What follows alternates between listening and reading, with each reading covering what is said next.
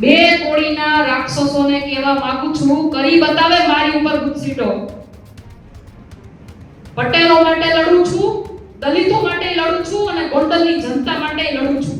નિખિલ દોંગા બોલે તો ગુસ્સીટો, રાજુ સોલંકી બોલે તો ગુસ્સીટો, પણ આજે હું બોલું છું, કરી બતાવે મારી ઉપર ગુસ્સીટો. પણ ભગવતસિંહજી મહારાજ પોતે પણ એવું નહીં ઈચ્છતા હોય કે આવા બે કોળીના જલ્લાદો ગોંડલની ઉપર રાજ કરે અને જનતાની ઉપર અત્યાચાર કરે. આજે એના દીકરાને અપહરણ કરવામાં આવ્યું, એને મારવામાં આવ્યો, છતાંય ગુસ્સીટો થઈ કોની ઉપર? રાજુ સોલંકી ઉપર. ગુસ્સીટો થઈ કોની ઉપર? નિખિલ દોંગા ઉપર. આજે રાજકુમાર જાટનો મૃત્યુ કેસ તમે જોઈ લો, બધા જાણો છો શું છે શું નહીં. બે કોળીના રાક્ષસોને કહેવા માંગુ છું, કરી બતાવે મારી ઉપર ગુસ્સીટો. પટેલો માટે લડું છું, દલિતો માટે લડું છું અને ગોંડલની જનતા માટે લડું છું. અને આવા બે દોકડાના જલ્લાદોની સામે લડું છું, કરી બતાવે મારી ઉપર ગુસ્સીટો. અને આજે તમને એ પણ કહેવા માંગુ છું કે જો આવા લોકો મારી ઉપર ગુસ્સીટો કરે તો તમે પણ એને બતાવજો કે શું છે ગુસ્સીટો. અને એટલા માટે કારણ કે આ તમામ આરોપીઓ ગુનેગાર છે આપણા સ્વર્ગસ્થ અને ભૂતપૂર્વ મુખ્યમંત્રી એવા કેશુભાઈ પટેલના. આ તમામ આરોપીઓ ગુનેગાર છે ભૂતપૂર્વ ગૃહમંત્રી એવા ગોરધનભાઈ ઝડફિયાના. આ તમામ ગુનેગારોમાં તમને કહેવા માંગુ છું કે નિખિલ દોંગા બોલે તો ગુસ્સીટો, રાજુ સોલંકી બોલે તો ગુસ્સીટો, પણ આજે હું બોલું છું, કરી બતાવે મારી ઉપર ગુસ્સીટો. પટેલોને દબાવ્યા, દલિતોને દબાવ્યા. આજે એ લોકો જો ગુનેગાર હોય તો ક્યાં ગઈ એની ગુસ્સીટો? આવા બે કોળીના રાક્ષસોને કહેવા માંગુ છું, કરી બતાવે મારી ઉપર ગુસ્સીટો. પટેલો માટે લડું છું, દલિતો માટે લડું છું અને ગોંડલની જનતા માટે લડું છું. અને આવા બે ટોકડાના જલ્લાદોની સામે લડું છું, કરી બતાવે મારી ઉપર ગુસ્સીટો. અને આજે તમને એ પણ કહેવા માંગુ છું કે જો આવા લોકો મારી ઉપર ગુસ્સીટો કરે તો તમે પણ એને બતાવજો કે શું છે ગુસ્સીટો. અને એટલા માટે કારણ કે આ તમામ આરોપીઓ ગુનેગાર છે આપણા સ્વર્ગસ્થ અને ભૂતપૂર્વ મુખ્યમંત્રી એવા કેશુભાઈ પટેલના. આ તમામ આરોપીઓ ગુનેગાર આવા બે કોળીના જલ્લાદો કે જેણે એમની બાજુમાં ગઢ બનાવી અને પોતાની જાતને રાજા પ્રસ્થાપિત કરવા માટે હાલી નીકળ્યા છે. ગઢ બનાવે, દરબાર ભરાવે, શું સમજે છે પોતાની જાતને? શું ઓકાત છે એની? શું આ રાજાશાહી કહેવાય કે રાજાશાહીના નામે ચરી ખાનારાઓ આપણી ઉપર રાજ કરીને જશે, આપણને દબાવશે અને આપણે આ બધું સહન કરવાનું છે?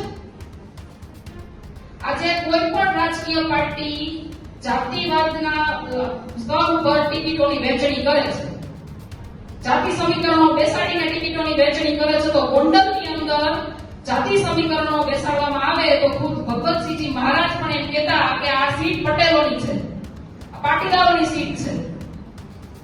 પણ એ સમયની વાત છોડો, કારણ કે એ સમયે તો જાતિવાદ નામશેષ હતો.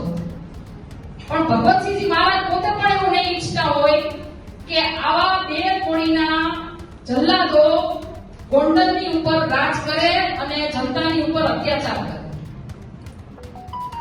હવે આપણે વાત કરીએ સ્વર્ગસ્થ વિનુભાઈ સિંગાડા કે જેને આપણે છોટે સરદાર તરીકે જાણીએ છીએ.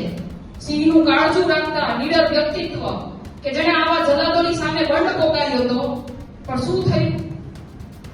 આપણે એને ગુમાવી દીધા. એક કહેવા જાવ ને તો એવું કહેવાય કે આપણે એને હરાવી દીધા. કારણ કે એના મૃત્યુ પછીથી લઈને આજ સુધી આપણે લોકો એના માટે કાંઈ જ નથી કર્યું. આજે એમના ધર્મપત્ની, એમના કહેવાય ને કે વિધવા પત્નીને જોઈએ ને તો એમ થાય, ડર લાગે એને જવાબ આપવામાં કે ભાઈ જ્યારે કાળો બદલો પહેરી હત્યારાની સામે એકલા લડતા હતા ત્યારે આપણે કોઈ એની સાથે નહોતા, હું પણ એની સાથે નહોતી, મને અફસોસ છે એ વાતનો. પણ ત્યારે હું ઘણી નાની હતી અને મેં તો વિનુભાઈ સિંગાડાનું કહેવાય ને કે એનો ચહેરો પણ મને બહુ યાદ નથી, પણ એનું કાળજું, એનું જીગર, એનો જذ્બો આજે પણ મારા અને તમારા દિલમાં હૃદયમાં ધગધગે છે. તો વિનુભાઈ સિંગાડા માટે આપણે કાંઈ નથી કરી શક્યા ને એનો આપણને અફસોસ છે. અને આજે તમારા લોકોની સામે કહું છું કે સ્વર્ગસ્થ વિનુભાઈ સિંગાડાને યાદ કરીને જે એની મૂર્તિ પ્રસ્થાપિત કરવાનું જે મેં વચન આપ્યું છે ને એ મારા જીવના જોખમે પણ પૂરું કરીશ. તમે લોકો અહીંયા ઉપસ્થિત છો એ તમામ લોકોને કહું છું કે જો તમે ગોંડલને ભયમુક્ત બનાવવા માંગતા હો તો જાતિ, ધર્મ બધું સાઈડમાં રાખી અને મને સપોર્ટ કરજો, સહકાર આપજો. અને આ ખાલી સુરતની જનતા માટે નથી, આ તમામ ગુજરાતની જનતાને હું એટલું જ કહેવા માંગુ છું કે તમે જો આવા જલ્લાદોના બાનમાંથી ગોંડલને મુક્ત કરવા માંગતા હો તો આ મુહિમમાં ભાગ લેવા માટે આવા લોકોના જે 2 નંબરના ધંધા ચાલે છે ને, જેના લીધે ગોંડલને બાનમાં રાખે છે, જે 2 નંબરના ધંધાની આવક જ્યાંથી ખખેરે છે ને એના સરનામા મારા સુધી પહોંચાડજો, પછી હું છુરી છે.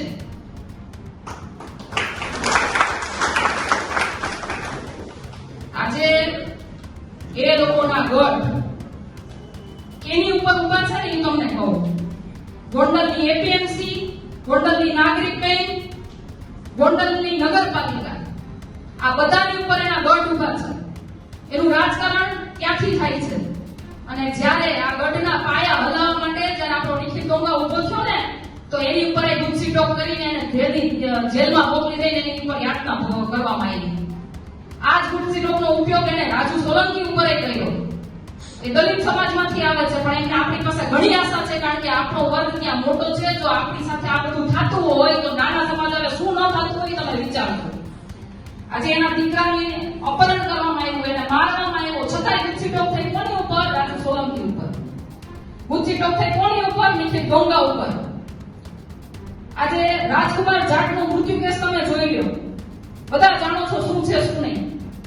દેવ સાટોડિયાની ઘટના જોઈ લો, ઢોર માર માર્યો, પણ છતાંય એના બાપાને સમાધાન કરી દેવું પડ્યું.